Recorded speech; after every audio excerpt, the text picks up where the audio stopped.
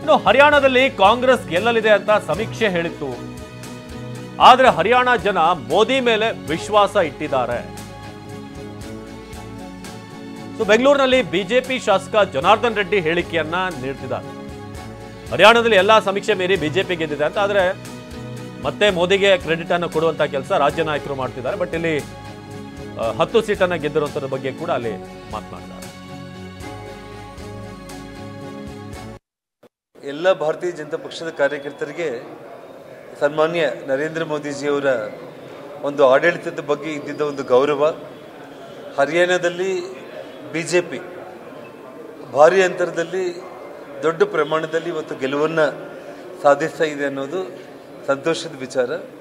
ಇಡೀ ದೇಶದ ಮೂಡು ಭಾರತೀಯ ಜನತಾ ಪಕ್ಷದ ಪರವಾಗಿ ಇದೆ ಅನ್ನೋದಕ್ಕೆ ಇವತ್ತು ಹರಿಯಾಣ ಚುನಾವಣೆ ಎಲ್ಲ ಸಮೀಕ್ಷೆಗಳನ್ನು ಕೂಡ ಮೀರಿ ಭಾರತೀಯ ಜನತಾ ಪಕ್ಷ ಗೆಲ್ತಾ ಇರುವಂಥದ್ದು ಇಡೀ ದೇಶದಲ್ಲಿರುವಂಥ ಎಲ್ಲ ಕಾರ್ಯಕರ್ತರಿಗೂ ಕೂಡ ಒಂದು ಹುಮ್ಮಸ್ ತಂದಿರುವಂಥ ಒಂದು ವಿಚಾರ.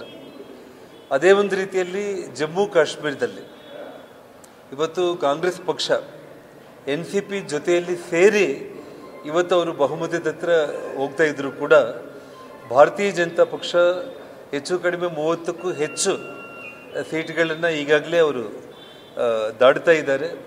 ಅದರೊಟ್ಟಿಗೆ ಇವತ್ತು ಕಾಂಗ್ರೆಸ್ ಪಕ್ಷ ಇಂಡಿವಿಜುವಲ್ ಆಗಿ ತಗೊಂಡ್ರೆ ಇವತ್ತು ಜಮ್ಮು ಕಾಶ್ಮೀರಲ್ಲಿ ನನಗೆ ತಿಳಿದಷ್ಟು ಮಟ್ಟಿಗೆ 10 ಸೀಟ್ಗಳು ಮಾತ್ರ 8 ಸೀಟಲ್ಲಿ ಮಾತ್ರ ಅವ್ರು ಗೆಲ್ತಾ ಇರೋದು. ಸೊ ಭಾರತೀಯ ಜನತಾ ಪಕ್ಷ ಇವತ್ತೇನು 30ಕ್ಕೂ ಹೆಚ್ಚು ಸೀಟ್ಗಳನ್ನ ಪಡಿತಾ ಇದೆ.